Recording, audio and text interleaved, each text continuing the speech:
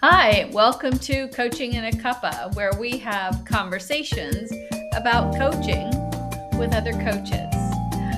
My name is Leslie Mizerak with Get Courageous Coaching. We offer leadership, confidence, and retirement coaching. Thank you for joining us today.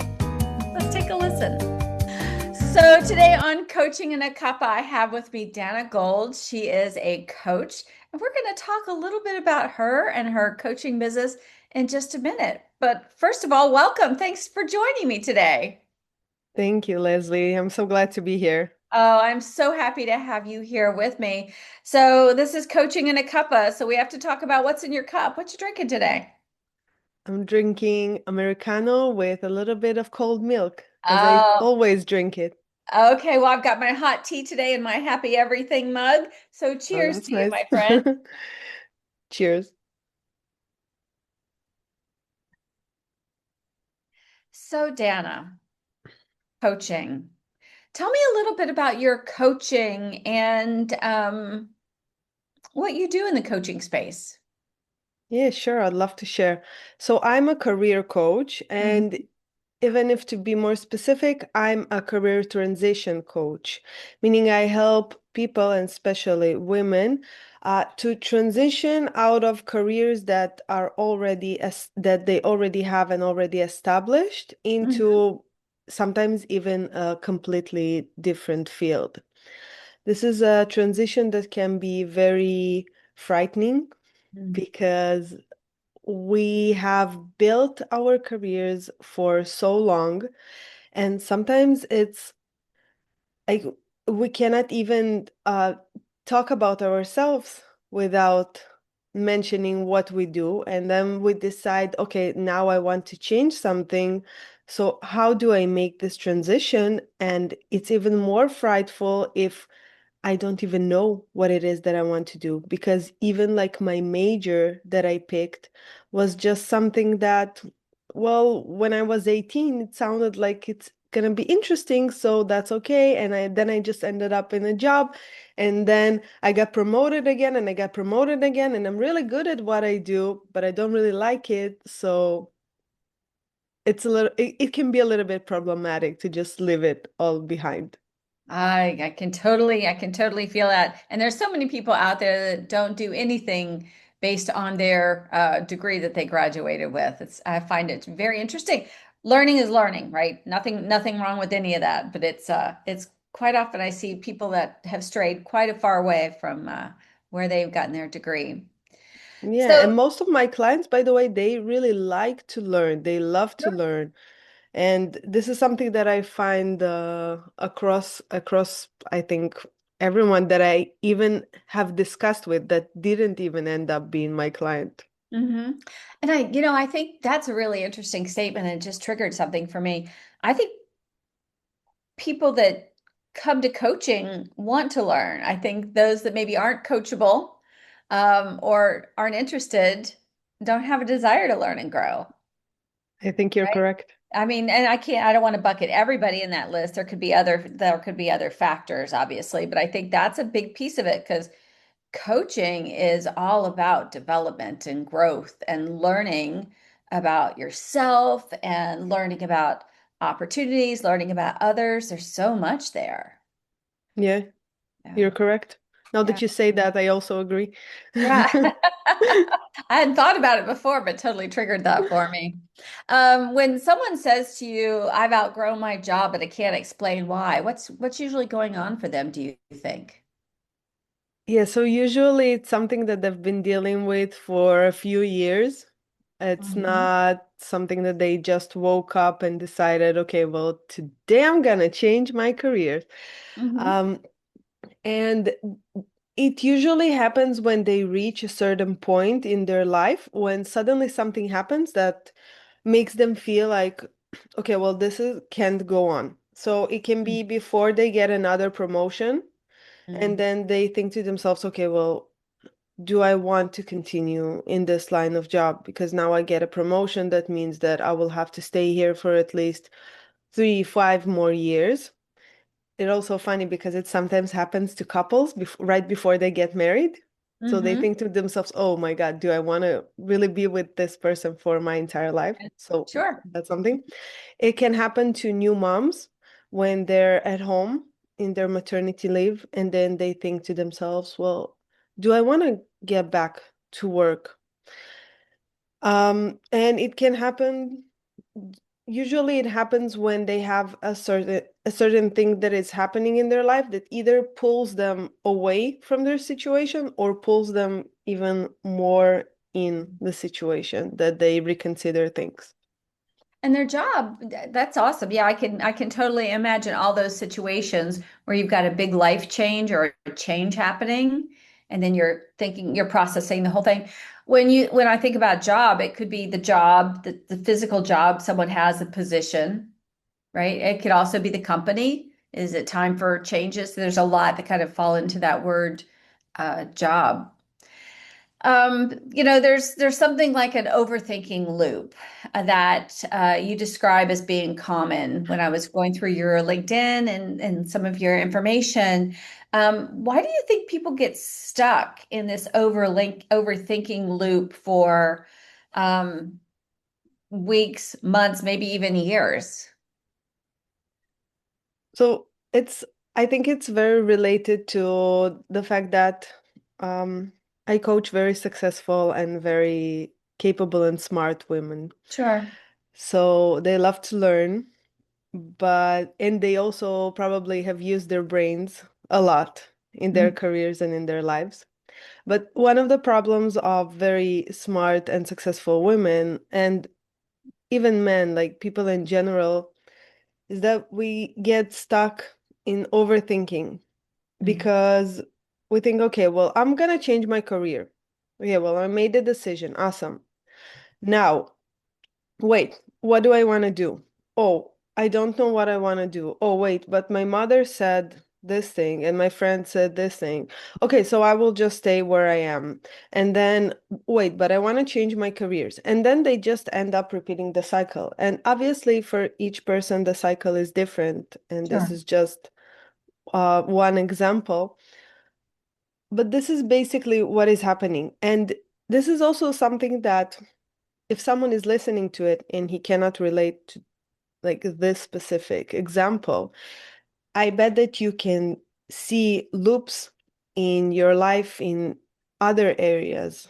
Like, I want to get fit and I need to work out, but I don't have any strength to work out, or I don't have any knowledge, or I feel ashamed of my body, so I don't go to the gym, but I need to work out. And I, we just end up, and the more time that we have it going on, the more time we will be stuck, and it will be harder for us to break free from this loop. So sometimes I the biggest breakthroughs in coaching happen when we are able to break this loop and just expand from it. Oh, yeah, I think we've all probably been stuck in that loop a time or two, whether it Yeah, is the workout, the eating, money, uh, friend situations, social situations. There's a ton of different loops out there, so I can yeah. I totally see don't like that. this friend, Yeah. but she's been my friend ever since I remember myself, so I just have to stay with her as my friend. And sometimes it's not even just to cut and it's not a surgery. Like I used to be an Mhm. OR nurse, so everything is I think of things like that. But it's not always like this. Sometimes it's just, well, what is else possible? How else can we see this situation? Well, maybe you don't have to speak with that particular friend every day. Maybe you can see her like just on special occasion. I don't know. Make it, yeah, it doesn't have to be a cut. It might just be an adjustment. Yeah, Yeah, I correct. like that. So many women, and I'm going to say people, but I know you primarily work with women. So many women fear that they have to start over to make a change. How do you help them see that they don't have to make that cut, that it might just be an adjustment or a shift? How do you help them through that?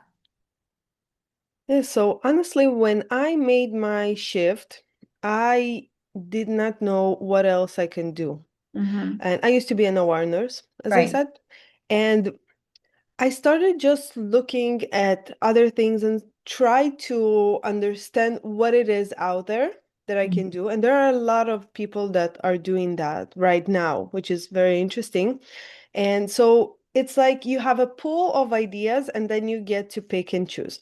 But what I discovered that the problem with this thing is that you just choose based on what you already like what you can do. So if you're a lawyer, for example, then you can be like different types of lawyers.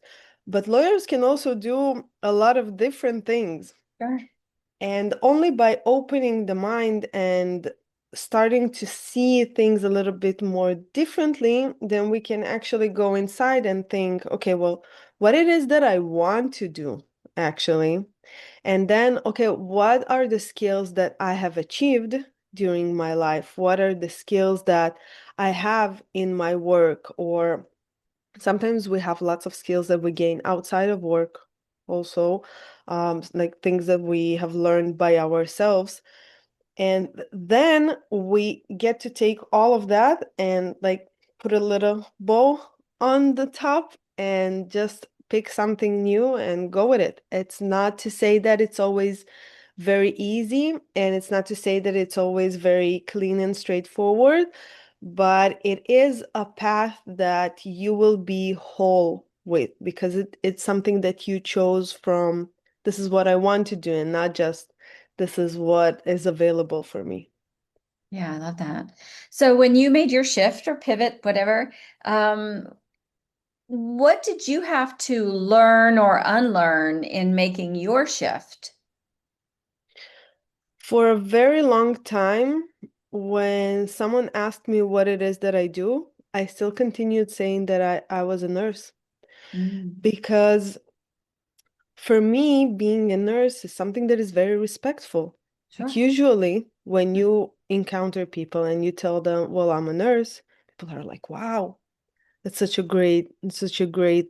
honor. Yeah. Yeah, it's such a great profession. Like, thank you for what you do." I'm like, it's okay. This is just a job." But I was really attached to it. I was Sure. really attached to that identity. And even when we immigrated to the United States, I transitioned with everything that I had. So I did the NCLEX exam and everything. So I will have something to fall back onto just in case. And only by being able to separate, and I think that it's also something that I took with me, for a very long time.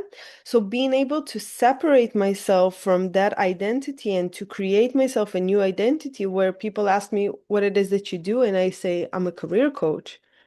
And only when we're starting to talk and maybe go a little bit deeper, then I can also mention that I used to be a nurse, and this is basically my story. This is where I felt like this was my biggest transformation Hmm. so far. Yeah, Yeah. Yeah, I can see that. So, we do coaching in the transition space for, like into retirement. And that's a big one where people have been in this particular role or job for so long. And it's a big shift to no longer be that job title anymore once you move into retirement. So I can totally see that. So thank you for sharing that. Do you have a success story that you would like to share with us? Obviously, no names. of course. Yeah. So I had a client, she was a lawyer, and it's so funny because she was very, very successful.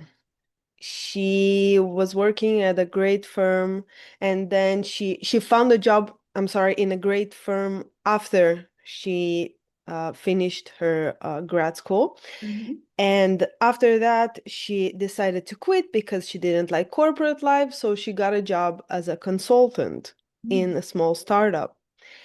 And she was living the dream, Yeah. as some people would say. But she ended up talking to me and saying, like, she ended up searching for a coach, and we ended up working together, and she tells me, like I've achieved every milestone. I got this great job. I am now as a consultant, a very high paid consultant. Also, I might add, I'm very valuable at my job. People love working with me, but I don't like it. I don't like what I do. And she had all those ideas of what it is that she's supposed to do and how to deal with it. So maybe I should cut back on my hours. Maybe I should go pursue my dream. Maybe it is like she had like maybe 10 different paths that she already replayed in her mind. And as we said, the loop, so she replayed them again and again and again and again.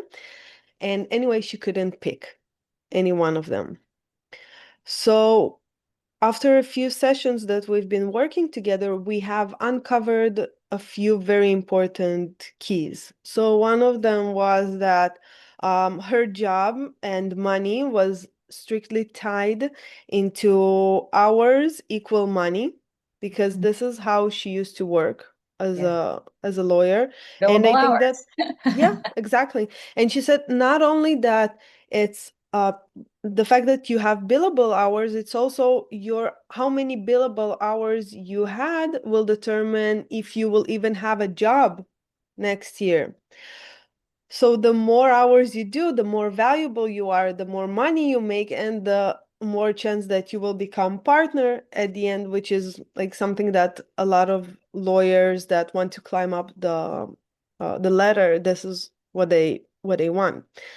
So it was a very hard for her to distinguish those two. But when we actually had, and when we talked about it a little bit deeper, she also saw that it's something that comes from her parents and what we believe about our jobs. And so it's so funny, because sometimes we're in our 30s, 40s, 50s, 60s, and we're still connected to something that our parents told us when we were kids. So it doesn't matter what age you are, you still need to do the work. But as I said, after a few sessions, she decided to really just rewrite the terms for her success. So she's a very visual person, and for her, everything needs to be written down. So she had her success board, and what does success mean for her? Like not what success means in general, but what does it mean specifically for her? So being free with your time and having one major project that is running and two other major projects. And she wanted to get into the health industry. I won't be very specific, but she wanted to get into the health industry and what is exactly that she wanted to do and how does she see her life incorporate into it. And the funny thing that happened is that the more that we worked together and the more meetings that we had, she eventually even began to enjoy the job that she is doing now and understand that she was feeling also very stressed. And she also understood that, okay, well, my job here, like what I'm doing here is I'm helping my clients. I'm helping this company to become something else. It's not that I need to be present 100% of the time, because for her it was also an hourly thing. So it really freed her up. And this is coaching, basically. You That's move a huge. little bit and a little bit, a little bit until you just reach whatever you want to reach. And it was great. I really enjoyed working with her. I bet. That's a great story. So thank you for sharing it. I love that rewriting the terms for her success. I think that's Yeah. phenomenal. And that's definitely something to do with your coach and even do for ourselves. I think that's huge. So what's one belief about kind of mid-career transitions that you wish more women would let go of? I Oh, have the answer. okay, do it. You don't need to start from zero. Hmm. Especially if you want to completely transition or you have no idea where to start from. Please, this is why we're here. If Yeah. you are feeling unwell, you go to the doctor. If you don't know what it is you want to do, you talk to a coach. And I think that over the past few years, there's been a lot of talk about this, and we as coaches became more a profession that is really being sought out for. But with that, it's very hard to remember that other people have the answer and other people have the way. But even if you're not going to get a coach, just remember that you don't have to start from zero, because you get you only get to start from zero once. Like I heard it somewhere, someone said it. It's not my sentence. But you only get to start from zero once. So even if you transition, you still have your degree, you still have all your skills that Hmm. you got. And this is something that really, I think that only understanding that is something that really can help you in your transition. Yeah, I talk about that a lot in the change space, like the change management and change leadership space. Definitely true in the career space because we have this history that comes with us. It doesn't have to define us, but it is part of who we are. And Yeah. so we don't throw away the skills and the knowledge from previous work, activities, roles, experiences. That's great. And So, I think that sometimes it's very easy for us to see it on personal side. For example, if you work with empty nesters, mhm, right? Then they understand that the skills that they have acquired as parents is not something that just disappears when our kids are already older. right. But I think that with job descriptions, because you have such Mm. a job description, then you just see how you can fit yourself into the specifics of the job description, and it's a little bit hard for us to see it outside. And still with that, I think that more than 70% of jobs are actually hired not from LinkedIn or not from just job searching, but from networking and creating connections, which only comes to show you that the job, like the job, Description. Hmm. yeah, thank you. The job description is just something that people are writing because like this is what you need to do to do the job. But like I only look at it as a suggestion, basically. Yeah, I love that. Yeah. And I find a lot of women, I hear stories of a lot of women will not apply for a job if they feel like they don't have all of the skills on that job description. Whereas men typically won't. They feel like, well, I can do this job. They'll do it. They'll apply for it. And Yeah, again, not all women, not all men, but I obviously. hear that quite a bit. So Yeah, awesome. there were studies done on that. Yeah. Yeah. So I love that. Thank you for sharing. For someone who's listening and feels stuck, but knows they can't stay stuck, what's one small step you think they could take this week? Hmm. Let's see what is very. I think that the best thing that you can actually do Hmm. is find someone who used to be in your position and Mm. is now doing something completely different. Even if it's not exactly what it is that you want to do, or especially if you don't know what it is Hmm. that you want to do, because it will show you, and like find this person and have a conversation with this Yeah. person. You will be surprised by how many people are willing to just share their stories. Amazing. Yes. And it's like that's what I always tell my clients. Find this person, talk to this person, have a conversation with him or her, and just see that it's possible. And what happened to him or her, it's something that can also happen to you, whether it's going to be like specifically the same way or in Mhm. another way. So this is something that I would really recommend someone to do. That's huge. Talk to someone that's had a pivot.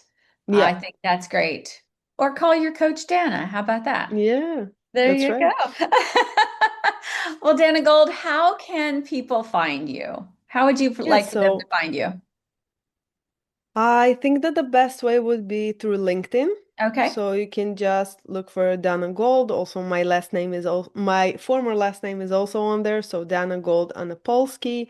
Or you can look at my YouTube or find me on Instagram. But the best place is on LinkedIn. LinkedIn, Other than especially that, yeah, I think I'm on every social media, but LinkedIn is the major one. the way to go. Okay, well, we'll make Yeah. sure that we put that link to your LinkedIn profile on all of the show notes. So, Dana Gold, thank you so much for joining me on Coaching in a Cuppa, and I look forward to having you back again one day. Thank you very much, Leslie. So, cheers. Thank you so much for joining us today for Coaching in a Cuppa. We hope you enjoyed this conversation. You can listen to other coaching conversations at getcourageous.com/cuppa. Have a great day.